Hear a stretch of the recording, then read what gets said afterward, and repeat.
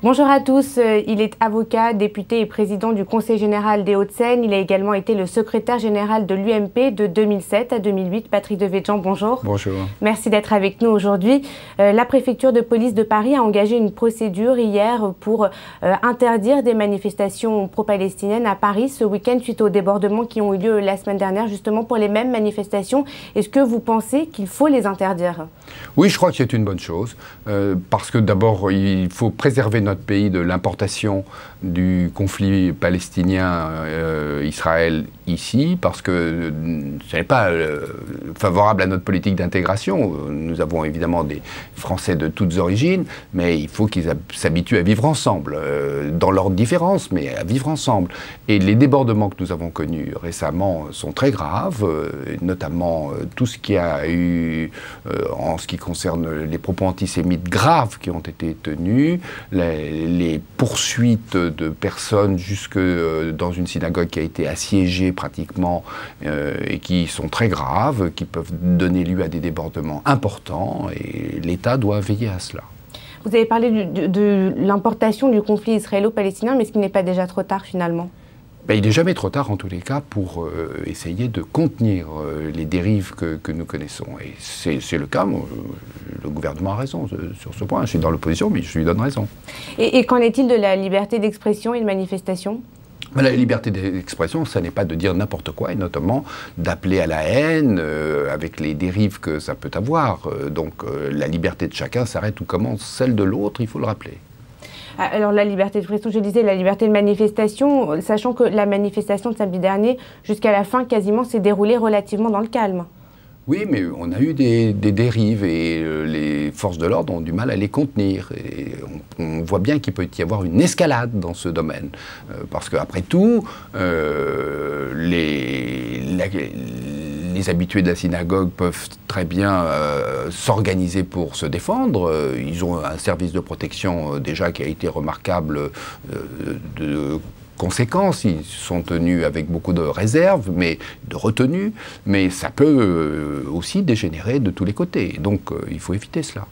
Alors, dans le reste de l'actualité judiciaire, maintenant, l'ex-candidate du Front National dans les Ardennes, Anne-Sophie Leclerc, a été condamnée à 9 mois de prison ferme, 5 ans d'inéligibilité, une amende de 50 000 € pour donc des injures raciales envers la ministre de la Justice, Christiane Taubira. Le Front National a également été condamné à 30 000 € d'amende. Est-ce que, selon vous, ces punitions, ces peines sont à la hauteur, justement, de ce qui a été commis ? D'abord, la peine d'une extrême sévérité et qui est inhabituelle s'explique aussi par deux considérants. Le premier, c'est l'absence de la personne accusée à l'audience.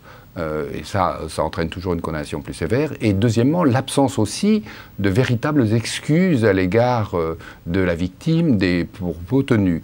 Je pense qu'il y aura un appel et que la peine sera plus modérée. Mais moi, d'une manière générale, je considère que les injures, les diffamations dans notre pays, par rapport à d'autres pays comme les États-Unis ou la Grande-Bretagne, sont généralement très peu punies.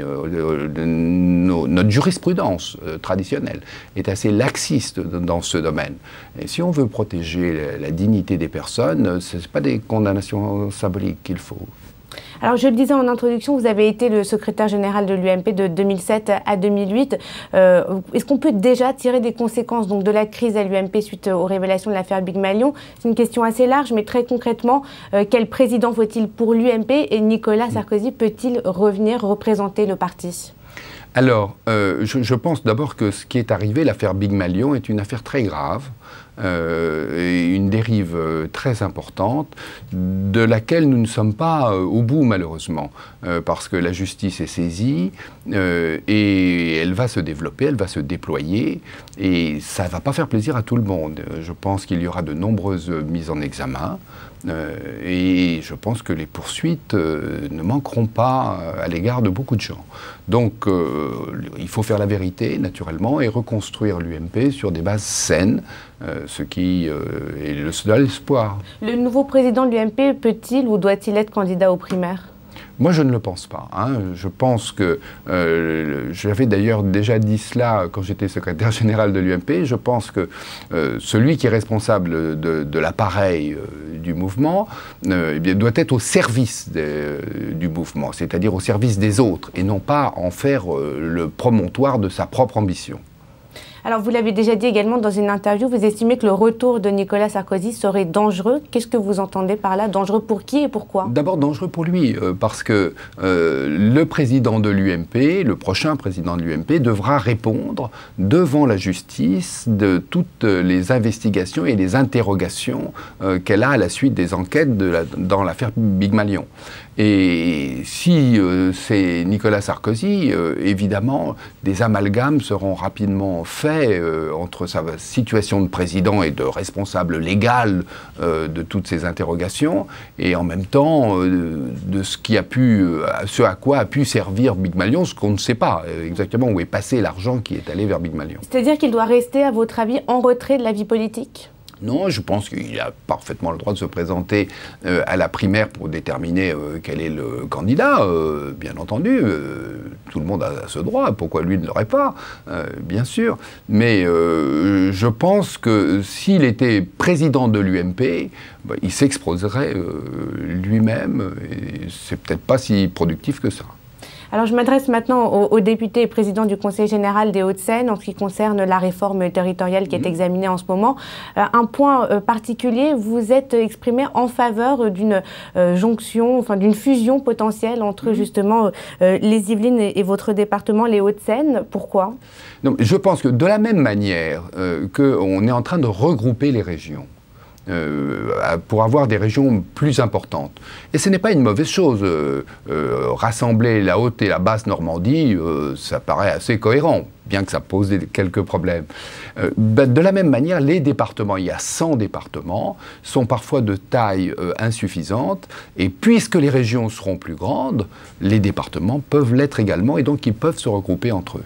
C'est-à-dire diviser par deux le nombre de régions et diviser également par deux le nombre de départements. Et en même temps, d'ailleurs, je pense qu'il faudrait regrouper les villes de moins de 1000 habitants. Il faut bien penser que c'est une exception en Europe. La France a 27 000 communes de moins de 1000 habitants.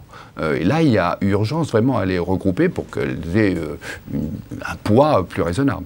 Alors, vous avez choisi, en tout cas, a priori, les Yvelines pour créer une alliance, et pourquoi pas, par exemple, la Seine-Saint-Denis? Pourquoi pas la Seine-Saint-Denis, effectivement, sauf que nous ne sommes pas d'accord sur la politique à conduire. Moi, j'ai choisi les Yvelines, d'abord, premièrement, parce que c'est un département avec lequel nous avons la plus longue frontière. Donc c'est pas négligeable, ça permet évidemment de travailler beaucoup plus facilement. Nous avons aussi des projets ensemble, des projets de tramway, le projet EOL, nous avons beaucoup de coopération. Et puis nous sommes d'accord pour conduire la même politique, c'est-à-dire une politique de solidarité et de responsabilité.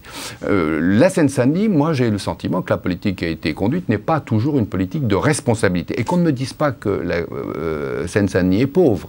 Elle a des ressources supérieures à celles des Hauts-de-Seine. Elle n'en fait pas le même emploi.